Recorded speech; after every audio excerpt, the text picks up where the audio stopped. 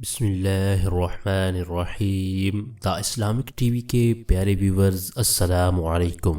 دوستو، میں ہوں صبت الحسن اور آپ دیکھ رہے ہیں آپ کا اپنا channel the Islamic T V. دوستو، آج کی اس ویڈیو میں ہم ماہ رمضان المبارک کی فضیلت کے حوالے سے بات کریں گے۔ اللہ تبارک و تعالی کا ہم پر کروڑ احسان ہے کہ ہمیں زندگی میں ایک بار پھر رمضان دیکھنا نصیب ہوا۔ حضرت سیدنا ابو ہریرہ رضی اللہ تعالیٰ عنہ فرماتے ہیں کہ رسول کریم رؤوف الرحیم صلی اللہ تعالیٰ علیہ وآلہ وسلم اپنے صحابہ کرام رضی اللہ تعالیٰ عنہم اجمعین کو خوشخبری سناتے ہوئے ارشاد فرمایا کرتے کہ تمہارے پاس رمضان کا مہینہ آیا ہے جو نہایت بابرکت ہے۔ اللہ پاک نے تم پر اس کے روزے فرض فرمائے ہیں۔ اس میں جنت کے دروازے کھول دیے جاتے، دوزخ کے دروازے بند کر دیے جاتے اور شیطانوں کو باندھ دیا جاتا ہے۔ اس میں ایک ایسی رات ہے جو 1000 مہینوں سے بہتر ہے۔ جو اس کی خیر سے محروم رہا وہ بالکل ہی محروم رہا۔ چونکہ ماہ رمضان میں حسی یعنی محسوس ہونے والی برکتیں بھی ہیں اور غیبی برکتیں بھی ہیں، اس لیے اس مہینے کا نام ماہ مبارک بھی ہے۔ ماہ رمضان میں قدرتی طور پر مومنوں کے رزق میں برکت ہوتی ہے اور ہر نیکی کا ثواب 70 گنا یا اس سے بھی زیادہ ہے، اور ہر نیکی کا ثواب 70 گنا یا اس سے بھی زیادہ ہے۔ حضرت سیدنا عبداللہ ابن مسعود رضی اللہ تعالیٰ عنہ سے روایت ہے کہ شہنشاہ ذیشان مکی مدنی سلطان صلی اللہ تعالیٰ علیہ وآلہ وسلم کا فرمان رحمت نشان ہے، رمضان شریف کی ہر شب آسمانوں میں صبح صادق تک ایک منادی یعنی اعلان کرنے والا یہ ندا کرتا ہے، اے اچھائی مانگنے والے مکمل کر، یعنی اللہ تعالیٰ کی اطاعت کی طرف آگے بڑھ اور خوش ہو جا، اور اے شریر شر سے باز آ جا اور عبرت حاصل کر۔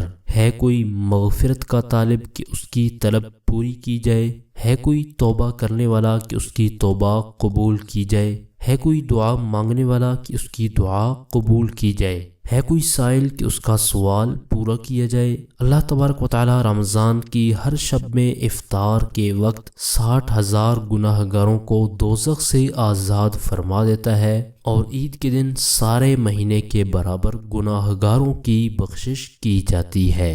پیارے دوستو، ماہ رمضان کی گھڑیاں کتنی بابرکت ہیں کہ ہر لمحہ بندوں میں رحمت و مغفرت الہی تقسیم ہو رہی ہے۔ یہ وہ ماہ مقدس ہے جس کے دن روزوں میں اور راتیں تلاوت کلام پاک میں صرف ہوتی ہیں، اور یہ دونوں چیزیں یعنی روزہ اور قرآن روز محشر مسلمان کے لیے شفاعت کا سامان بھی فراہم کریں گے۔ چنانچہ سرکار دو عالم صلی اللہ تعالی علیہ وآلہ وسلم فرماتے ہیں، روزہ اور قرآن بندے کے لیے قیامت کے دن شفاعت کریں گے۔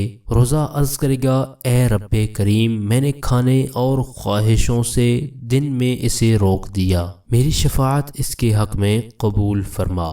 قرآن کہے گا، میں نے اسے رات میں سونے سے باز رکھا، میری شفاعت اس کے لیے قبول کر، پس دونوں کی شفاعتیں قبول ہوں گی۔ حضور اکرم صلی اللہ تعالی علیہ وآلہ وسلم نے ارشاد فرمایا کہ جس نے رمضان کا روزہ رکھا اس کی حدود کو پہچانا اور جس چیز سے بچنا چاہیے اس سے بچا تو جو کچھ گناہ پہلے کر چکا ہے اس کا کفارہ ہو گیا۔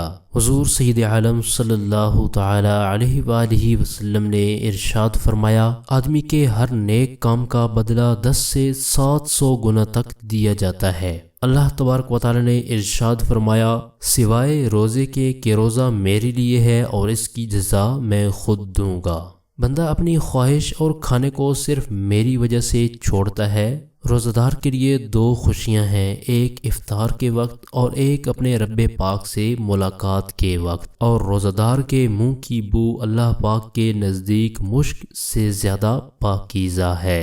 حضرت سیدنا عبداللہ بن ابی اوفا رضی اللہ تعالی عنہ سے روایت ہے کہ مدینہ کی تاجدار صلی اللہ تعالی علیہ وآلہ وسلم کا فرمان عالی شان ہے، روزہ دار کا سونا عبادت اور اس کی خاموشی تسبیح کرنا اور اس کی دعا قبول اور اس کا عمل مقبول ہوتا ہے۔ سبحان اللہ، روزہ دار کس قدر بختور ہے کہ اس کا سونا بندگی، خاموشی، تسبیح خداوندی، دعائیں اور اعمال حسنہ مقبول بارگاہ الہی ہیں۔ تیرے کرم سے اے کریم کون سی شے ملی نہیں، جھولی ہماری تنگ ہے تیرے یہاں کمی نہیں۔